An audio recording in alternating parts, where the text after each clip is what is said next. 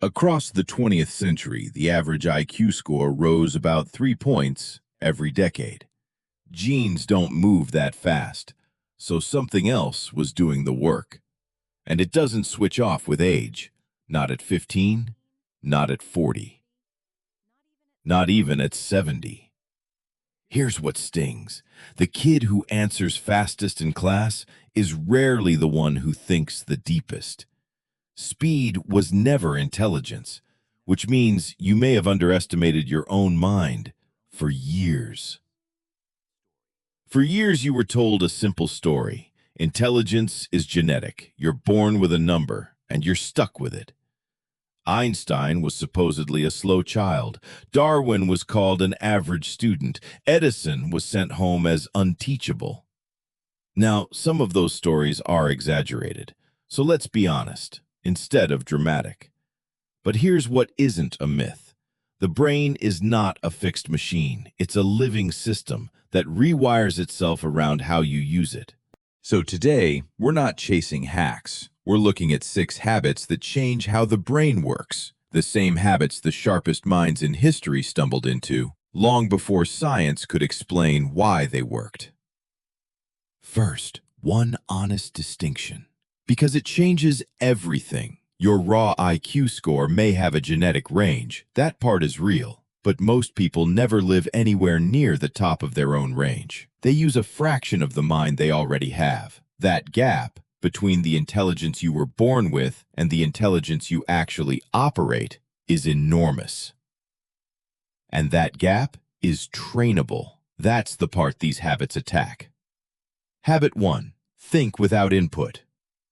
Most people believe they get smarter by consuming more. More videos, more podcasts, more noise poured into the head. But insight rarely shows up while you're absorbing. It shows up when the input stops.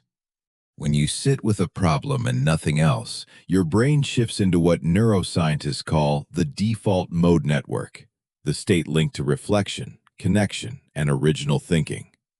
Einstein didn't calculate his way to relativity. He imagined chasing a beam of light. He walked for hours with no notes, just a question turning in his head.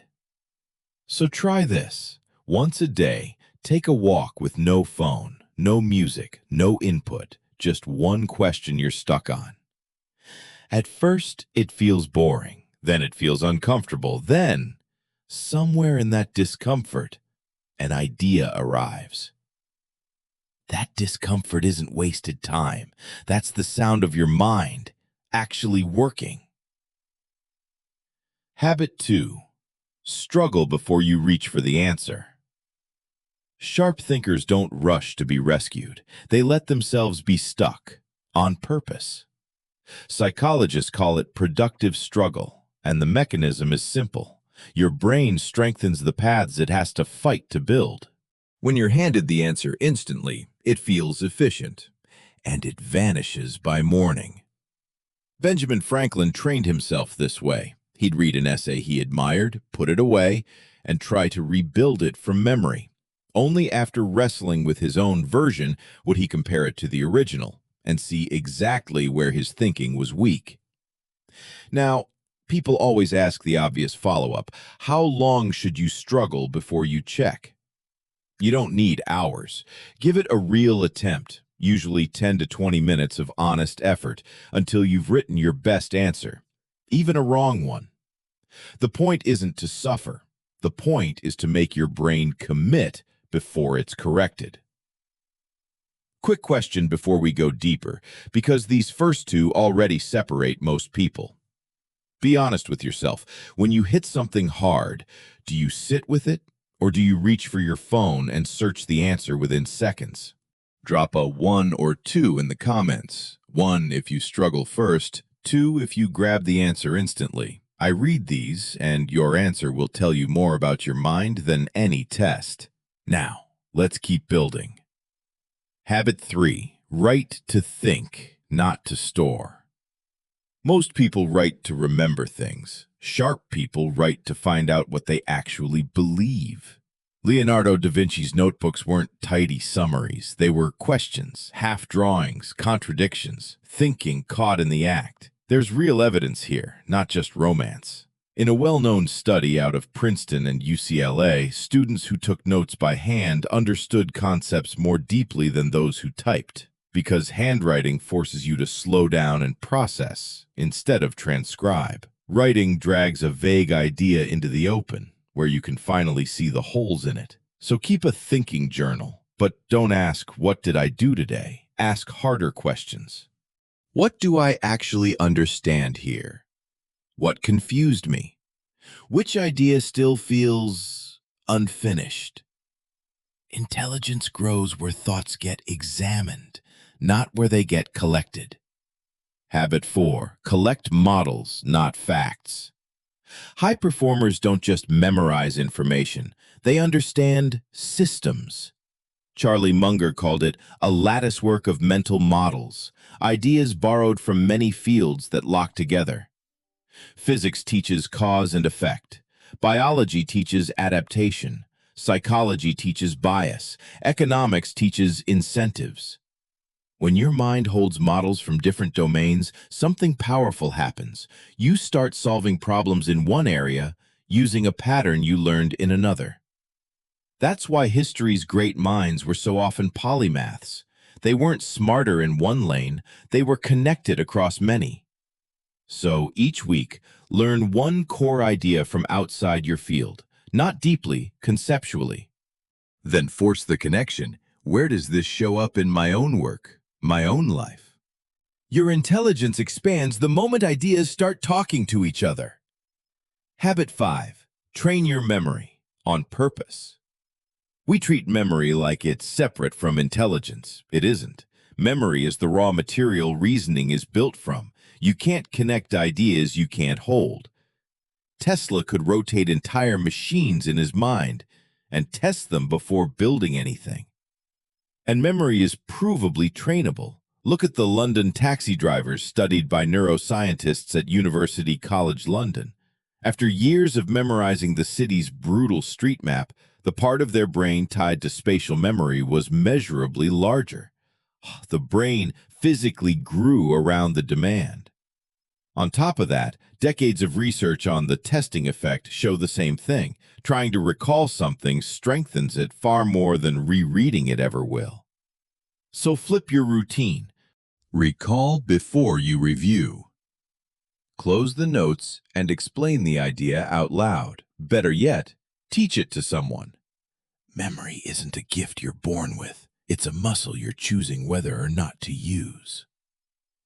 Habit 6. Protect your cognitive energy.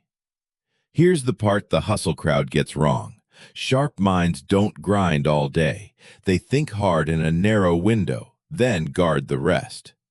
Darwin did his serious work in just a few focused hours, and spent the rest walking, resting, letting his mind wander. Your brain doesn't upgrade during the push. It upgrades during recovery, while you sleep, while you move, while you're bored.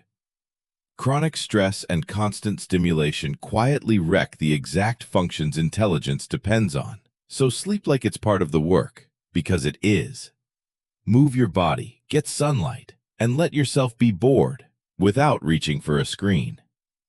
Boredom isn't the enemy of a sharp mind. It's where it recovers. So let's return to the question we opened with. Can you actually raise your intelligence? Or is that a comforting lie? Here's the honest answer, and it's better than the hype. You probably won't add 30 points to a raw IQ test by taking walks, but that was never the real ceiling. The Flynn effect proved entire populations got measurably sharper as their environment demanded more of them. Neuroscience proved the brain physically remodels around use. What changes isn't just a number, it's how much of your mind actually shows up when you need it.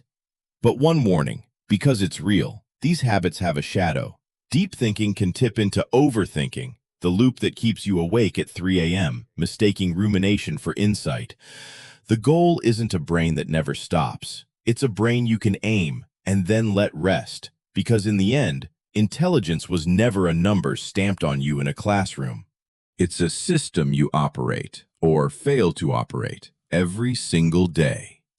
The habits are the system, thinking without input, struggling before rescue, writing to see your own mind, collecting models, training memory, protecting recovery. The great minds didn't chase intelligence, they built the conditions that let it grow, and then they got out of the way. You already have more mind than you're using. The only question is whether you'll keep it locked at the number someone else gave you, or start operating the system that was yours all along. Now, there's a catch I didn't tell you yet. One of these 6 habits, done wrong, quietly cancels out the other 5, and almost everyone gets it backwards. That's exactly what the next video breaks down. So subscribe and stay for it, because building a sharper mind is worth doing right. And before you go, tell me in the comments, which of these 6 are you starting tomorrow? Name the number. Writing it down is where it becomes real. You were never stuck. You were just never shown the system.